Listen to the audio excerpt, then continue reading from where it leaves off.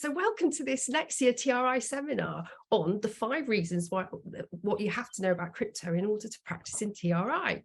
And our experts today are Vincenzo Toppi, a partner in Co-Resonix Advisory, Restructuring and Dispute Resolution Services practice, and John Wilson, who is Chief Information Security Officer and President of Forensics at Haystack ID. His titles are infinitely easier to say, Vinny, than yours. And it's great to have you guys with me. It's nice to see you both again. And in case everybody's missed them, we've already done 2 Nexia TRI podcasts on the different aspects of crypto. So you may want to go and have a listen to those after this session as well, if you've not already done so, and they sort of take you from the basics all the way through to some a lot more complex technical issues. So there will be a Q&A at the end, so you can pick their brains if you want to. So if you have any questions, if you can drop it into the Q&A box and not the chat box. So you'll see there's 2 on there, but if you can go for the Q&A box, that would be excellent. And if you want to drop them in as we go, that's fine. And we will pick them up at the end and answer all of them there. So, I mean, this is a fantastic turnout today. We've got a lot of people here, which is because it is a hot topic, isn't it? So, I mean, Vinny, why do you think that crypto is such a hot topic for people at the moment? Well, morning, everybody. It's so new. It really is, right? I mean, every day it changes. Every day you hear about a new action, an item that just impacts the world, impacts crypto, impacts finance. I mean, if you look at the last 10 days, all right, we've had like a mini banking crisis here in the United States. We've had a huge crypto hack. I think that was earlier this week, and John can kind of talk about that a little bit. And then you've had some developments in a couple of bankruptcy cases that are going to impact, the markets going forward. So it's just constantly changing. It's new, and it's something that just catches everybody's attention. Do you agree with that, John, or have you got any other thoughts about why it's so, such a hot topic at the moment and so important? Yeah, well, I mean, as Vinny said, and good morning, everybody. It is a hot topic because it is new. It's in its infancy. People have been talking about crypto, but the earliest current state of cryptos, only goes back 10 years, but the large majority of the hot topic cryptos have only been around 2-3 years tops. And it is, so loose and widely unregulated, to be honest.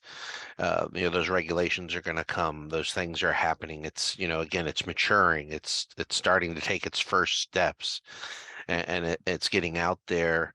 But there is a lot of, maturing that has to happen. The regulatory, we're talking about why it's so hot when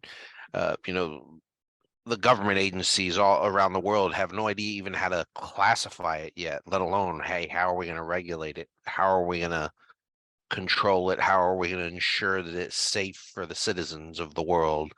And they don't even know how to classify it. You have agencies within the same government. Some say, hey, it's a financial instrument. Some say it's an asset. Some, there's all these different classifications, and that's where you start running into realizing how immature it actually is, and that's where you really start to see why there's a lot of real interest in crypto and why it is such a hot topic, because it is really new, it's trendy. So the young bucks are really getting into it, and so it's got this whole market wave of, it's like the early days of the internet. Everybody's talking about it. Nobody really knows what it is and knows how to use it, but there it is. Exciting. Yeah, but I mean, that phase causes all sorts of problems, doesn't it? Because you're going in and you need to have the skills to be able to tackle it. If you're going to a situation where you've got to identify the crypto that's there, what kind of skills do you need to be able to do that in your jobs? Yeah, well, I mean, you want to go first, Vinny? You want me to go?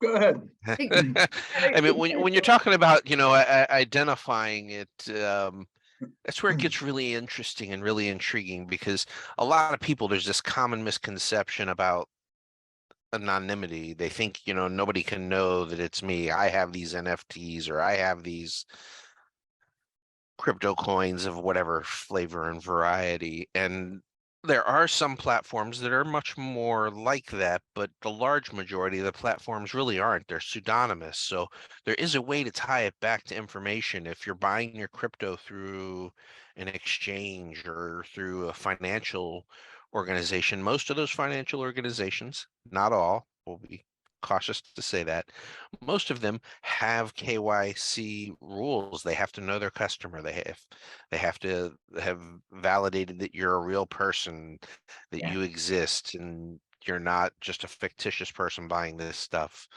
And so there are controls around that, and there's reporting around that.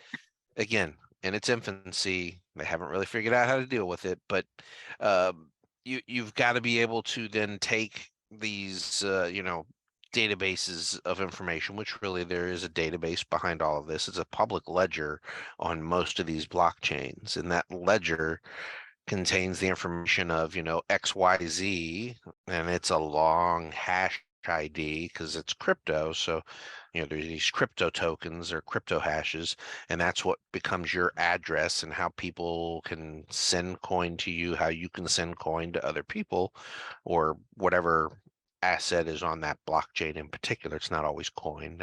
I tend to use the word coin, but just more out of simplicity. But you've got to be able to track those things. So you're really just looking at that hash ID, and then you're following that hash ID. Where is that hash ID purchased coin? Where is that hash ID sent coin? Or received and sent is probably a better way of saying it. Purchase is usually how you start, but not always. There's also mining is another way to earn cryptocurrencies. But so people start earning their coins, and you can follow those trails, and some of those trails might be 700 transactions deep, and you've got to look at all these splitting and fractionation of those currencies. But if you start figuring out how you can actually look at those databases, you start building intelligence for something that's called attribution. And when you're looking at a crypto asset of any nature and you're looking at that public ledger, if you can build attribution to an address, you can start, now all of a sudden it's not, at 1256 XY KP, it's not that crazy hash. Now all of a sudden I know it's John Doe owns this asset. And now John Doe's taken that asset and he sent it to this wallet, and then this wallet, and then it comes back to this wallet, and then I can start putting together the picture of, hey, now I can start building attribution. I know he also controls these other wallets, and he was distributing the coins around and was moving those coins, and you can look at those patterns. But it is sophisticated. It is not easy, because a single transaction on most of the blockchains, again, there are some minor variances if you get into some specific ones. That one transaction is pooled together with a bunch of transactions, and that's what becomes the block. That's why it's called a blockchain. Is it takes a block of time and puts all the transactions from that period of time into that block, and then all of those transactions are put together and they're validated, and then they become approved and they come onto the blockchain.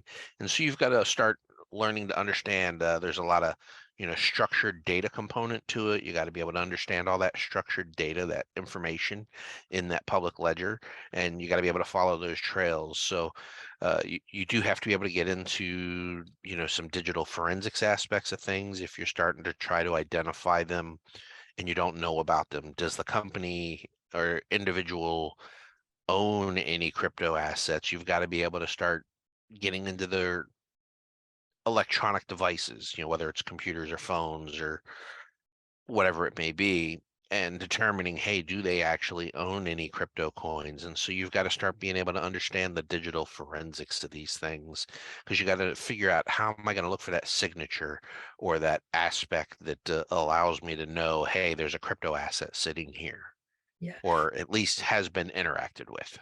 So Vinny, I mean, from your point of view, I mean, listening to John, this is complex, you know, and if some of the guys out there that are listening may not have come across a case yet that has crypto involved, but obviously they're increasing in number and it's going to become far more common. Do you feel that it is something that the guys in TRI can tackle and get those skills? What are the skills that you've had to develop, and how do you feel that it is something that people can generally pick up and start working with? Sure, and not to mix topics here, but I'm going to use a cyber phrase that's been used many times, right? It's not if you're going to get hacked, but when you get hacked. And and that actually leads to a point I heard 4 or 5 years ago at a conference where it's actually, there was an FBI agent on the stage talking about data security in a specific industry, but he said, you're going to get hacked. And so we recommend that you get a couple $1 million worth of Bitcoin and hold it in a wallet, because when you get hacked, you're going to need that to get your records back. So I always approach things as, I assume there's some sort of Bitcoin digital currency within an organization. And how do you find out, do they transact? Do they have this? Well, first of all, there's specific industries that will tend to have that on their balance sheet. There are specific types of organizations that will have that. Like the US dollar coin, which we'll talk about in a little bit, is a stable coin that a lot of international organizations have started to use for international transactions. It's theoretically more secure. The price volatility is not as great, but it allows them to transact in a digital environment. So you have to kind of think of, where do I look to see, does this organization have cryptocurrency? Now, the issue with cryptocurrency is it's so easy to move and hide, because those wallets, those blockchain transactions are something that individuals, if they wanted to hide, if they wanted to walk away with a couple $1 million, it's easier to do than going through a banking transaction, setting up a wire, or approving a wires, sending it to an approved bank account. You could set up crypto wallets in minutes. And some of these platforms don't have those know your customer capabilities built in, or you can use what's called a cold wallet or a hard wallet, which is a key fob that you can load your currency onto. So there's many ways for someone to walk away with that cryptocurrency. And so what we've done is, you look at transactions historically, large blocks of money moving out. You look for those signs on the digital evidence, right? If you're really involved in a complex case, you're going to start pulling emails and data and putting it up on some sort of forensic platform. Most of these platforms now have, little check boxes. I look for dark web activity, I look for crypto activity. And it's going to identify for you, hey, there's something here. I don't know what it is. I don't know where it is, but there's something here, and you need to start digging into that process. So, I mean, if somebody that's listening goes into a new case and there is crypto there, because, as you say, the funds move so fast and they're so easy to take out on your USB stick, your little hard wallet, aren't you better just to liquidate immediately? Wouldn't that be the safest step? Well, there's two things. The individual who has the keys, you need a password. It's called a key to get into the crypto wallet, right? So whoever has that key controls that wallet and controls the crypto. And so if you are, let's say, a trustee, an administrator put in place, and you don't have the key to that wallet, there's nothing you can do. That you cannot get there until you find that key and get that key. All right. And then what compounds it is the price volatility. This, crypto prices change, forget about daily, hourly. I mean, it's just so dramatic sometimes. It's not unheard of to have a 10% up or down day. okay? And then intraday, it's even wider. So, you know, you have to say to yourself, what is this case all about? How much is the crypto? Is it a couple $100,000? Is it a couple $1 million? Is it something much bigger than that? And say, you know, grand scheme of things, because if you don't have the wallet, you also have to spend the resources to investigate and find the keys and everything else. So, you know, if it's a multi-million-dollar company and there's $10,000, $100,000 in crypto, are you going to spend that much effort on it, right? So you have to kind of try to figure out what am I talking about here in order of magnitude. But realize that order of magnitude, because of price fluctuations, changes.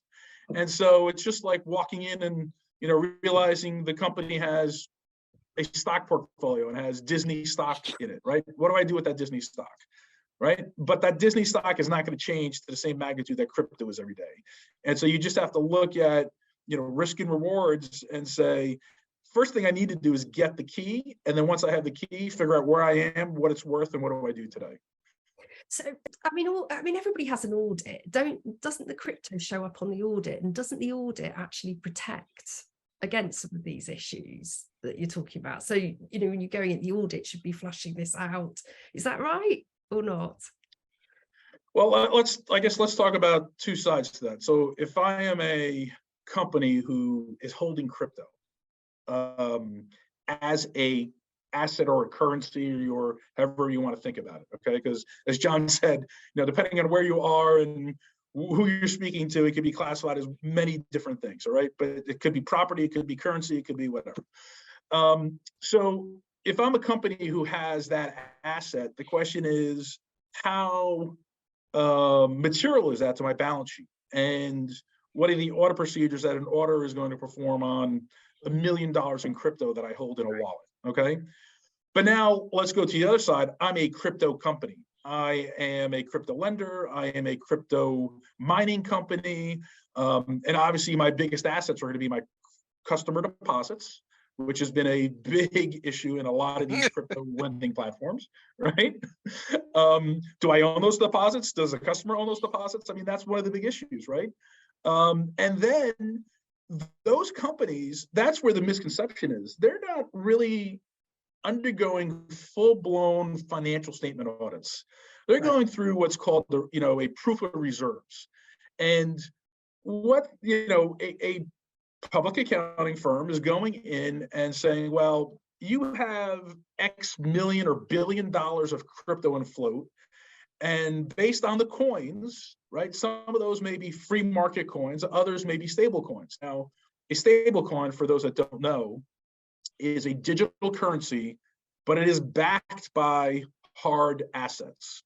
So the easiest one to explain is the US dollar coin, right? The US dollar coin, for every dollar in US dollar coin that's out there in circulation, there's a dollar in an actual reserve in a bank account somewhere out there. And when we talk about SVB and the whole activity this past week, we'll talk about that a little bit. But the proof of reserves is, well, I have a dollar of coin out there and I have a dollar in reserve. And that's all they're doing. They're not doing the rest of the balance sheet. They're not looking at the other digital currency that is not backed by something hard like cash or gold, or, I mean, there's even like real estate coins out there, right?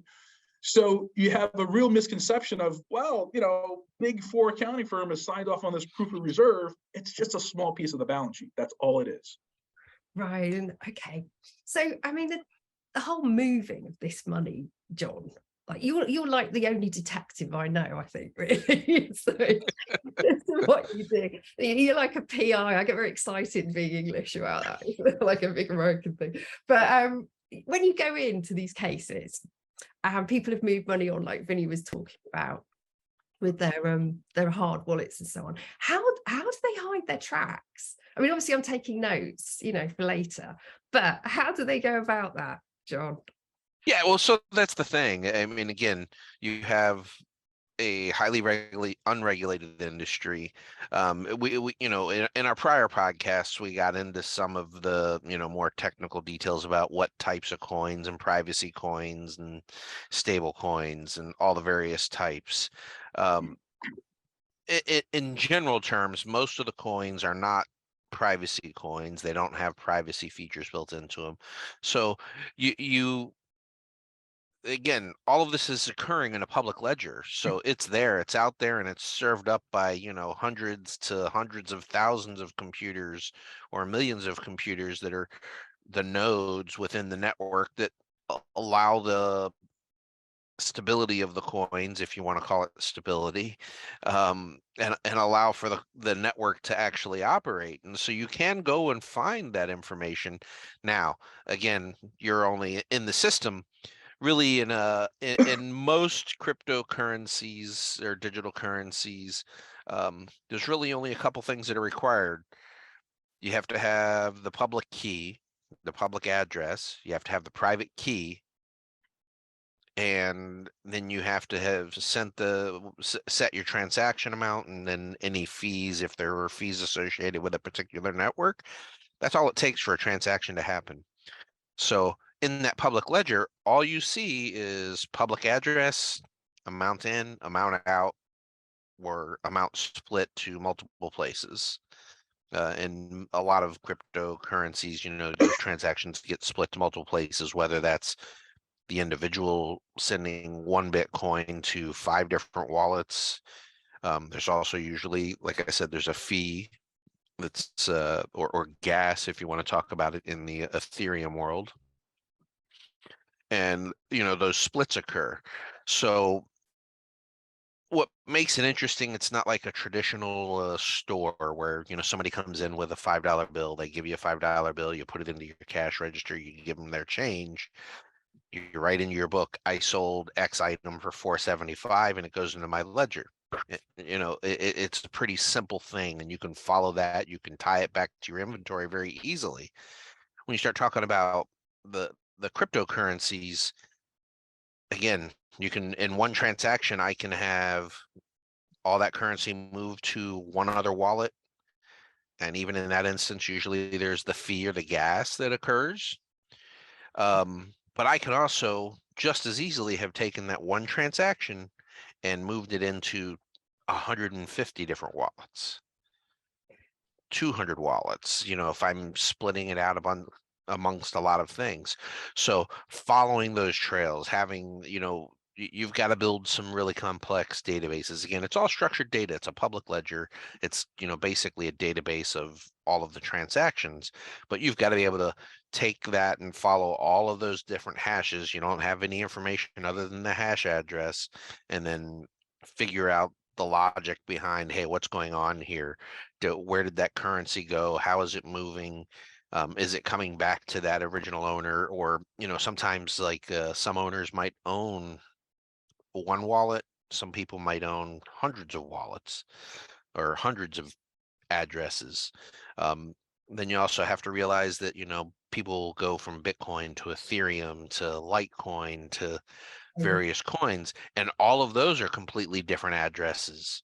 And, so they're going to have a wallet on a Litecoin wallet, and a Bitcoin wallet, and a XRP wallet, and a Shiba Inu wallet, and all of those things. So then you've got to start figuring out, they go into exchanges a lot of times, and you've got to be able to track, in those exchanges, when somebody says, hey, I'm going to take my Ethereum and I'm going to buy Shiba Inu. So that one simple transaction in, a standard old school world is really could be 3, 4, 10 transactions for the exchange to take your currency, to swap it to some other currency, to then swap it to another currency to get to the currency that you're trying to purchase.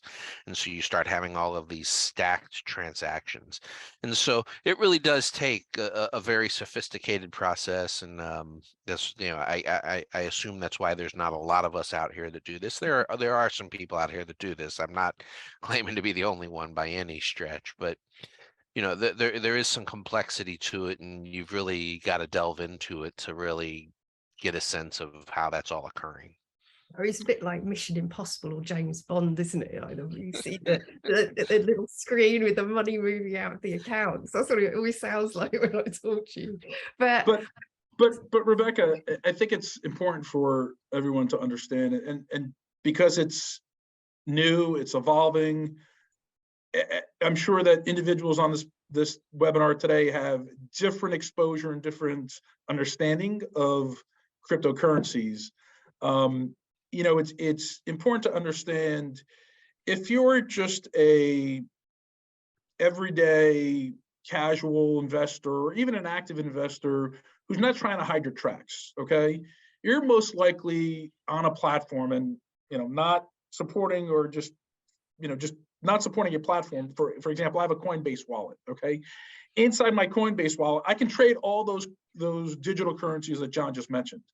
But more importantly, I'm trading those currencies within Coinbase. You're never going to find my transactions on the public ledger, because I have a custody account with Coinbase and I'm trading within Coinbase. All right. The only thing, if you were to look at my financial transactions, you would see funds going out to Coinbase, but you would never see what I'm buying and purchasing and sending out from the Coinbase wallet unless you subpoena Coinbase and get that information. All right. Individuals who are transacting on the public ledger directly, you know, are typically not going through a Coinbase account. They have their own, what's the word I'm looking for here? Their own wallet set up. They're outside and they're going right on the blockchain itself. And that's where someone like John can track those transactions, you know, better than just going to Coinbase and trying to figure out what's in there. Yeah. John, do we want to talk 2 minutes about the hack earlier this week? Oh, I think you should. Yeah, well, definitely. You know, hacks are unfortunately quite common in the cryptocurrency world, and there's actually been quite a few. So, you know, we had the hack this week. I think it was, give or take, 400 million worth of 200. cryptocurrency. 200, sorry. Yeah, sorry. Yep. Again, I track a bunch. So,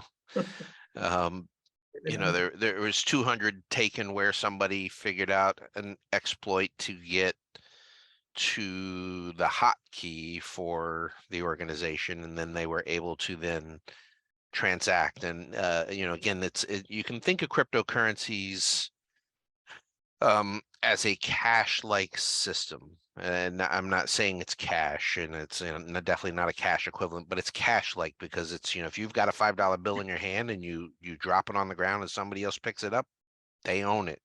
They've got it. It's in their control.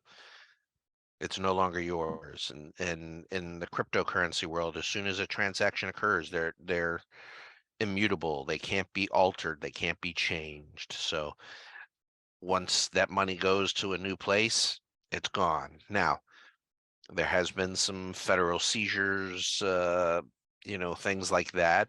But it's still cash, and they're going through various measures to then gain access to those wallets. Or, as Vinny was talking about, they're getting access to the exchange ledger. So those transactions that aren't really happening out in the real world, they're only happening within that brokerage entity.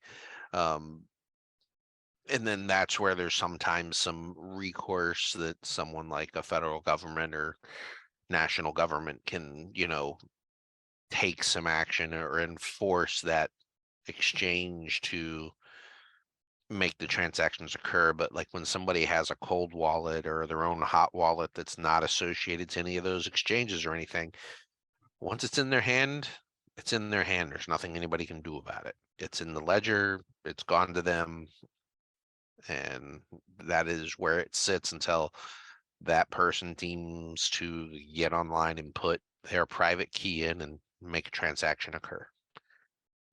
So you've got any thoughts, Vinny, on what's the hack? And no, I mean, I just, it's very interesting. It's a lending platform that $200 million was moved to 3 wallets.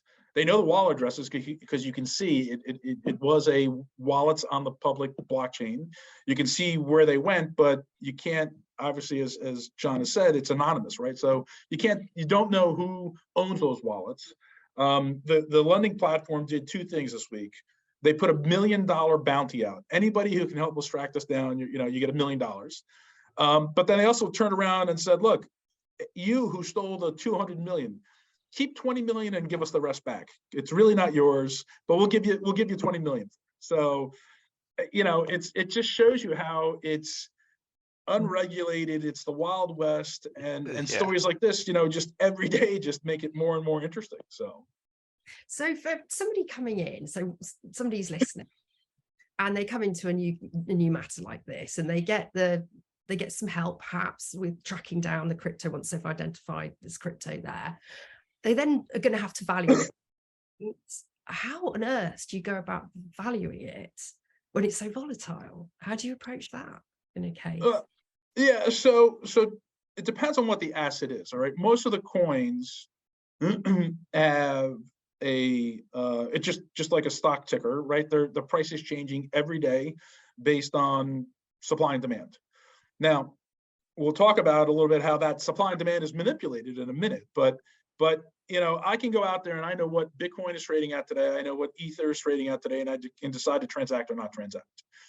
But that changes so drastically. And if you're in a bankruptcy case or in a litigation matter where there is crypto involved, you have to think to yourself, what's my time frame?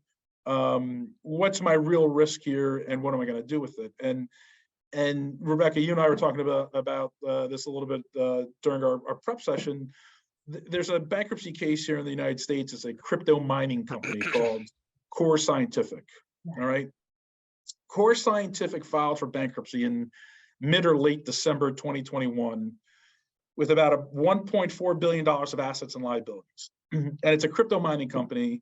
It went into the bankruptcy with a restructuring support agreement where the note holders were going to receive the majority of the equity of the reorganized debtor, and the general unsecured creditors were not going to get anything really in return. At about the time the company filed for bankruptcy, Bitcoin, which it was mining, and it had thousands of Bitcoin miners working to mine the Bitcoin. Bitcoin was at 16,801 a coin. In early January, an equity group got together, an ad hoc equity group got together and said, hey, Bitcoin is now at $21,000. We as equity holders are in the money now, and we need an equity committee. And there was a lot of back and forth, and unsecured creditors, dip lenders, the note holders were all in the case, and so the note holders were the ones that were supporting the restructuring agreement. Went back and forth until about early February, where now Bitcoin went up to $23,000. The debtor then decided, you're right, equity's in the money. I no longer need the note holders to support me with this restructuring support agreement, and kind of threw it to the side. And the U.S. trustee in the courts actually approved a equity committee on March 3rd, where Bitcoin now is at $22,300. So in the span of 2.5 months, 1.4 billion in assets grew to 1.9 billion in assets.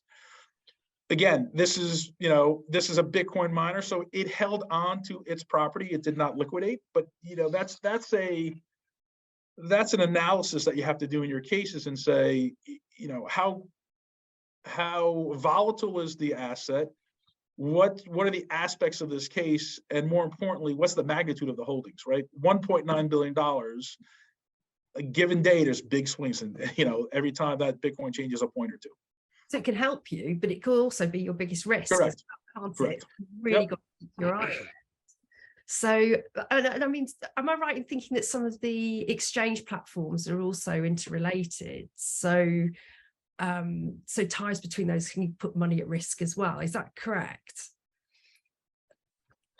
So yeah, I think you've seen that in a couple of the bankruptcy cases where a lending platform, a trading platform, either holds, a lot of these lenders issue their own coins as well, or their own tokens, whatever word you want to use.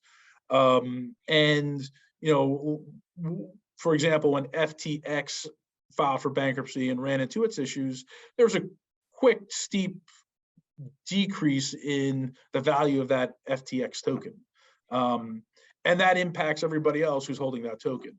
And then there's loans back and forth, and there's interrelationships. So it does, impact and spread really quickly.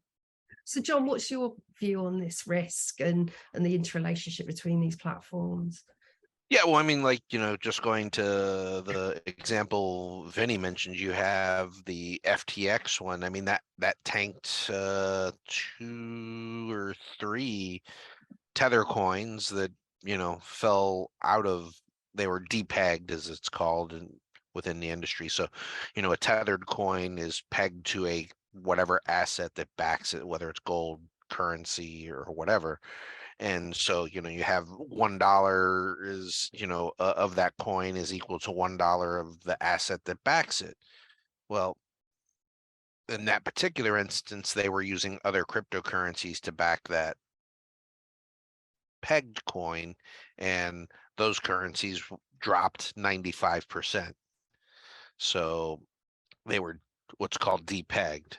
A very interesting situation. When all of a sudden, you've got $1 billion and, whatever coin it is, and, it's a stable coin. You think you're trading in something that's very stable, and it loses 90% of its value and drops down to 10 cents. That's a drastic move.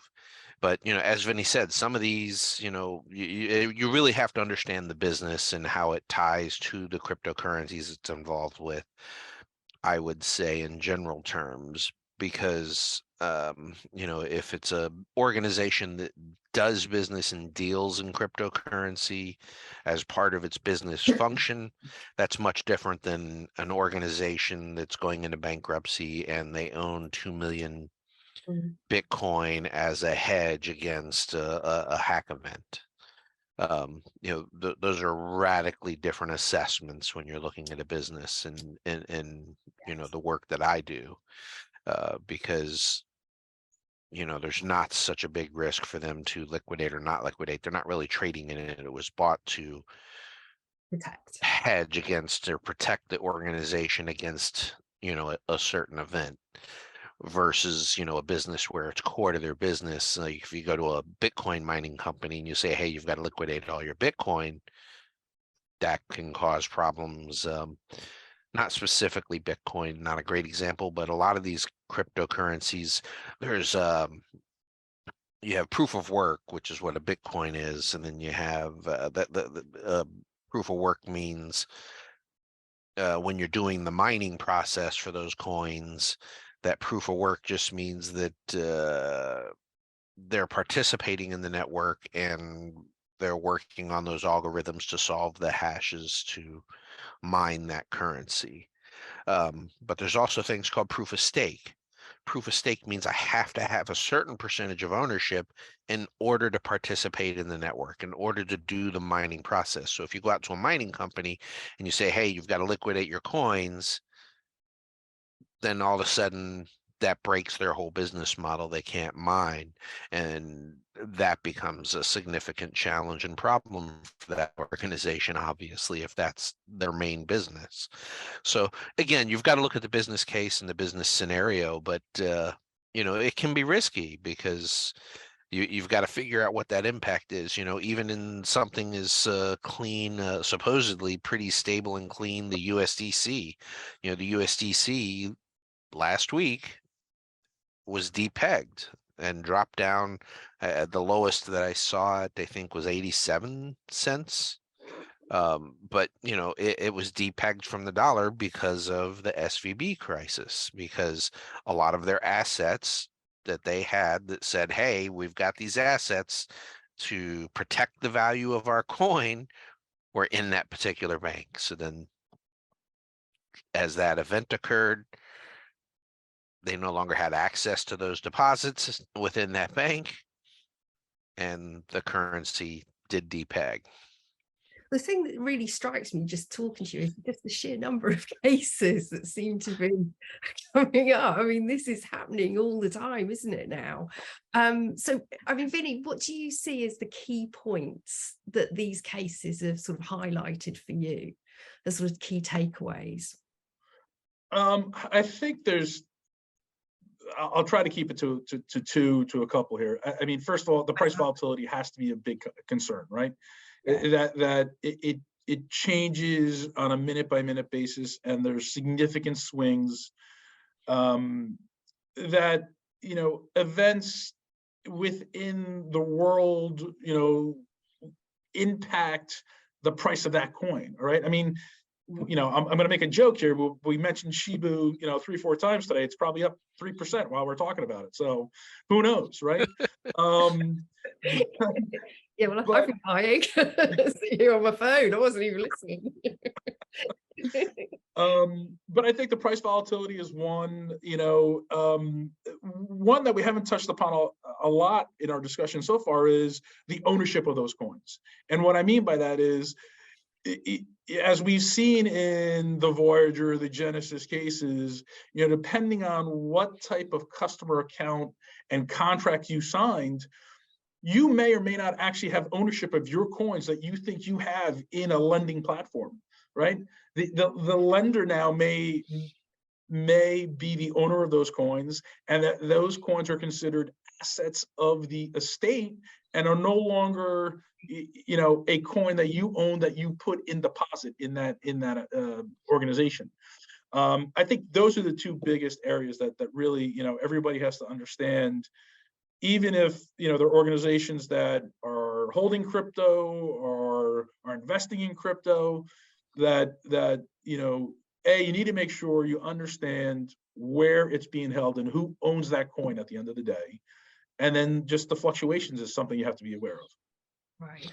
So, John, I mean, really, sorry, go on. You had something else you wanted to add? Yeah, there? No, I just wanted to jump on with what Vinny was talking about. And so, he's talking about, who actually owns the coin. And, so he talked a little bit earlier about like a Coinbase account where, he owns a bunch of different coins, but he doesn't really own them. He has a ledger at Coinbase that says he owns all of these coins, but that's internal to Coinbase. Coinbase owns all those coins and then assigns those assets to the individual that's made the purchase within that platform, as a for instance. And there's a bunch of exchanges, but as Vinny talked about, some of those exchanges, the agreements with those exchanges, can be very interesting as to who owns the coin, because we've had, I had the unfortunate experience of some investigations that led us to some less known exchanges where all of a sudden they're like, oh, well, the agreement they signed says they own nickel pennies because that's what we assigned to our accounts, and they don't really own any of these coins. And so there was a case where the coins had a magnificent growth overnight, hundreds of percent. And so then at some point, it was a very small exchange. This particular exchange said, oh, well, we actually own those coins, not anybody else. They own nickel pennies. They don't own these actual coins. And so, there was some shady business going on, and that exchange has since been seized and is, no longer in operation. But, a prime example of really understanding who actually owns that currency. And then just to kind of close it out quickly, Vinny had talked about, the volatility. Some of these coins can go up, multiple digit percents in minutes or hours, and then go down multiple digit percents. I mean, it's very volatile in some of these currencies, and very subject to manipulation, whether intentional or unintentional. You had an example where there was a cryptocurrency that a common thing that people do, some of these cryptocurrencies do, is they're starting a new cryptocurrency. They'll gift to a celebrity or something so that it shows their wallet owns Right. whatever that cryptocurrency is. And I'm going to avoid names just because I want to avoid naming these crazy currencies. But in one of these instances, that currency had kind of grown and had been doing very well. Well, the person that received that cryptocurrency from them turned around and liquidated everything that they gave them 3 years ago. And it caused a 25, almost 30% drop in that market value through that one single transaction. Wow. So we're not even talking minutes, we're not even talking seconds. It was boom. Just like that. Just like that. It tanked the coin. So that volatility is very real and very important to understand when you're looking at an investigation or a case where, your business or organization has currency, because those values can be really important to understand. Yeah, no, I can see that. But I mean, the real problem here is, I'm going to throw something out and see if you agree with me, is actually the inability of the authorities to really get a grip on this fast enough. I guess that they maybe don't understand a lot of what's going on. I'm sure a lot of people find it quite difficult. I'm being provocative now. Do you agree? Well, when you say authorities, do you mean regulators in advance, or do you mean regulators, financial? Like here, well, financial I can tell you that here in the States, it's still a big debate on who's the right regulator for this. Is it a currency? Is it a security? Is it just property? Is it an asset? And so, there's local geography, and then there's worldwide geography, right? Because you have governments that have completely adopted digital currencies and support them. Here in the States, we can't figure out how to tax it, how to regulate it. Those are still in their infancy. And so, that goes back to the audit question as well. If this was a security, it would fall under the SEC rules and all the platforms or broker dealers, and they have all these regulations in place, but they don't right now. And so, up front, it's very hard to figure out how to regulate it and who controls it. And therefore, if something happens, or if you're trying to track down stuff, it really relies upon individuals like John and his organization to trace those wallets and figure out where those coins are. But do you think the sheer number of problems that are now sort of emerging is going to drive the necessity to actually get this more regulated? Whether people can make decisions or not, they're going to be put on the spot. Well, yeah, I mean, regulation is going to come. The problem is you have this existential argument. Is it an asset? Is it a security? Is it what is it? And it's really impossible to regulate if you don't know what it is, because there's SEC regulations around securities. There's banking regulations around fiscal instruments. There's a lot of different compliance types, and those controls are very hard to put in place if I don't know what to call it. And even more complicated is, maybe the US says it's a security and maybe the EU says it's an asset, and that's going on. There's a lot of competing. They could never agree. There's a lot of competing ideas, and not even in the worldwide market, but even in some local jurisdictions. You've got the IRS saying, "Oh no, it's definitely," and the SEC, "Oh no, it's definitely," and so you've got these warring parties all saying, "Hey, it's definitely falls under our regulation, and we're going to do it." And there's no agreement there. And so how do you make compliance around that? I think compliance is probably the key holdout to making cryptocurrency or digital currencies a mainstream item versus this new fad type thing. So and I use that loosely because I really truly believe it will eventually get standardized, and it'll eventually they're going to figure out what it is, and the regulations and the compliance is going to come. It just needs that time to mature. I mean, you got to again realize that you do have some cryptocurrencies that are 10 years old, but that's only a handful that were used to buy pizzas and foolish things. They weren't really used in any real sense. Whereas now, all of a sudden, 2 years ago, people started investing in them and buying them and transacting and speculating with them, and that is brand new, and so they've got to figure all that out. So just coming back to just to round us up on this part, the original question, which is why do the people listening today have to know about this stuff to be able to run their practices and to be able to practice in this area? Vinny? I think it's because of all the things we just spoke about, right? It's not simple, it's not regulated. You can hold it in so many different forms, in so many different wallets, and it's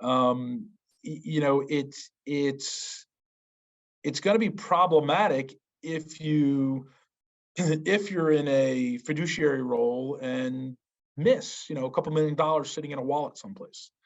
It could change the outcome of a case if you've got a couple $1 million that you can liquidate quickly and bring into the case and have a return to creditors. So it's because it's so hot and so unique, and that's why you have to know about it.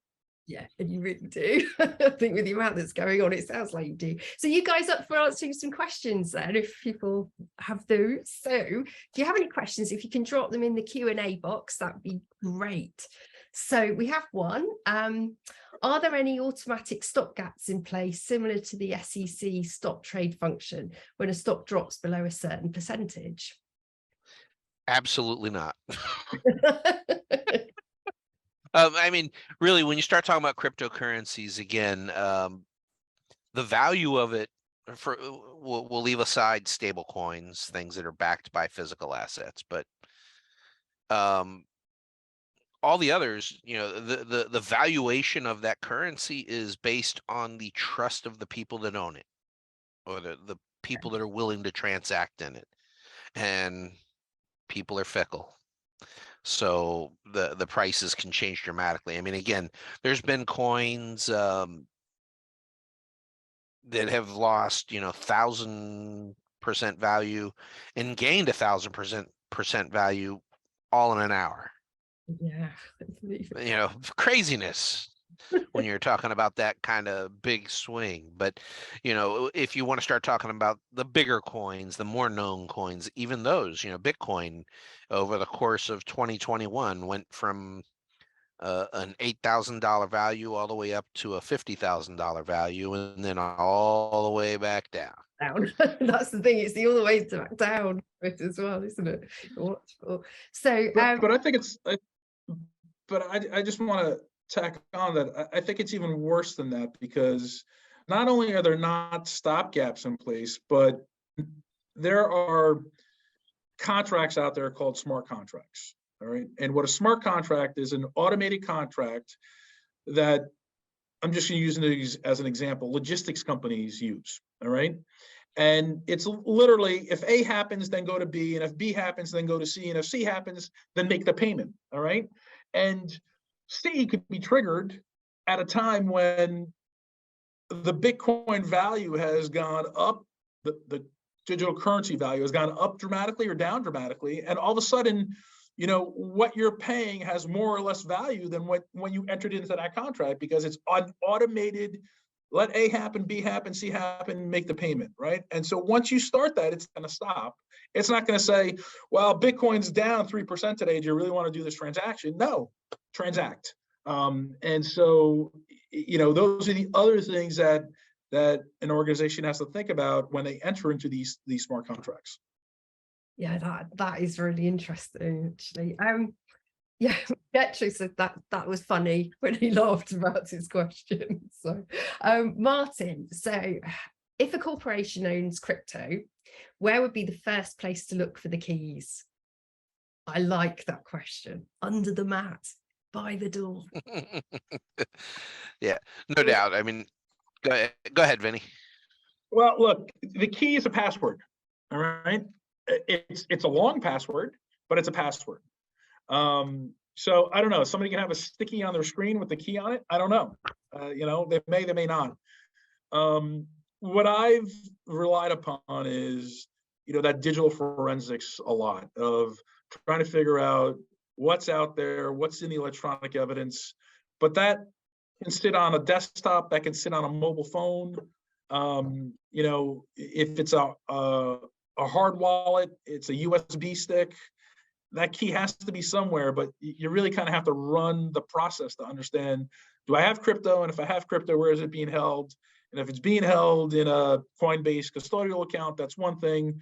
But if it's in a USB hard wallet, then I've got to find that key somehow. So, John, I think you've done a lot more of the tracing and the identification, but, it's a password at the end of the day.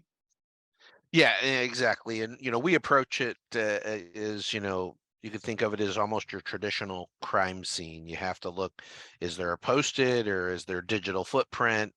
You're looking at all of that. And not only that, you're probably talking to the people that work in the finance team or the sales team. Hey, do you guys take payments in cryptocurrency? Do you guys transact in cryptocurrency? Do you receive donations in cryptocurrency? That's another big area. You've got to talk to the people, figure out what's actually happening, and you've got to look at all that paper. You've got to look at all of that digital evidence, and you have to, you look for the signatures. Hey, are they running any blockchain tools, any wallets on these computers, in the office or on their cell phones that are the corporate assets? You got to look at all of that. So really, as I said, it's really like a true traditional crime scene. You got to just kind of tape it off, talk to the witnesses, and assess. And that's really how you find it.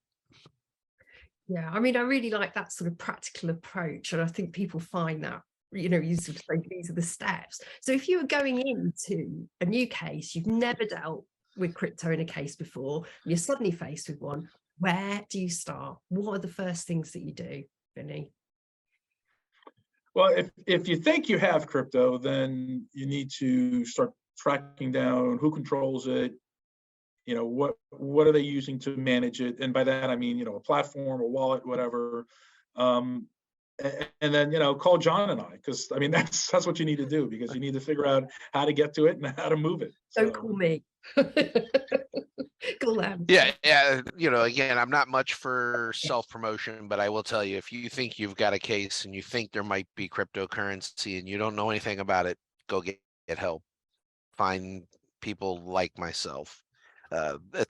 It's really, again, as we talked about the volatility, those assets you have today could be double tomorrow. They could be a third tomorrow, or this afternoon. It's quick. Some of these cryptocurrencies move quick. I mean, you've got, we didn't really get into in today's topic talking about like the NFTs and stuff. I mean, some of these NFTs, sell for $10 and are now trading for $1 million, and some of them were bought originally when they were first created for $1 million, and they're now trading for $100. Like, these things have wild price fluctuations. Just to clarify for everybody, could you just explain NFT? So yeah, so an NFT is what's called a non-fungible token, and it's most commonly you'll see the NFTs are typically like a digital photograph that's assigned to a blockchain address, and so then you can buy and own it. There's a lot of this. I'm not going to get into this in this presentation about the argument about owning the NFT and the rights to it and all that stuff, because there's a whole lot there. But like, a great example is like Rihanna sold rights to some of her music through NFTs. And so people own the rights, and they're actually going to get royalties on those songs that are attached to those NFTs that are rights to that particular song. those kind of things. But again, wild price fluctuations. Some of them have had insane value increases, insane value decreases. They can be wildly fluctuating. So, when you're talking about getting into these investigations, you have got to, try to figure this out. You've got to figure it out quickly. You don't have 6 months, like if you're in a typical bankruptcy and you've got all this time to go through the books, because by the time you figure it out in 6 months, you could be up 1,000%, you could be down 1,000%, and that has radical repercussions to a bankruptcy, obviously. Or at zero if you don't have the key, right? So or at zero, correct. Martin's still going around under those maps and you need those keys, right? That's you need to find who controls it and how can I now take control. That's correct. Oh. So has anybody got any more questions? So don't be shy. I need another one, or I'm going to ask them for their last points. So anybody got any more questions? Have you got anything more that you think you've missed, guys, that you really think are crucial and perhaps you've left out? So any last points that you want to make? Look, I know that there's a lot of questions. I know it's young, but I am a firm believer that crypto is not going away. Crypto is definitely going to be a big part of the business environment going forward. Yeah. And a simple statement: it's not if, it's when. Yeah. You are gonna have to deal with cryptocurrency in probably a large majority of your cases going forward, and any organization of any realistic size. It's just a fact. It's the same as hey, when am I going to get could I be hacked? It's going to happen. It's happening every day, and whether you realize it or not, in a lot of these organizations, they're receiving cryptocurrency, they're buying cryptocurrency. Sometimes they're just as a hedge. Sometimes it's part of their transaction process, or sometimes it's just, hey, we're going to use it for the convenience cache in the organization. We're just going to send it around and use it for doing simple things. There's a lot of things going on with it, and there's almost no way around it. It's going to be part of your cases. So plan for it and, start learning it. No, that's great. Great advice, guys. So if anybody wants to get hold of you two, Vinny, where should they get hold of you if they've got any further questions? So my email address is kind of long. It's vincenzo.toppi@coneresnick.com, but easiest thing is LinkedIn, VToppi, VTOPPI on LinkedIn. Yeah, excellent. And John, where can they find you? Yeah, so mine is a little more straightforward. It's just jwilson@haystackid.com. Also, I can be found on LinkedIn at John Wilson Forensics.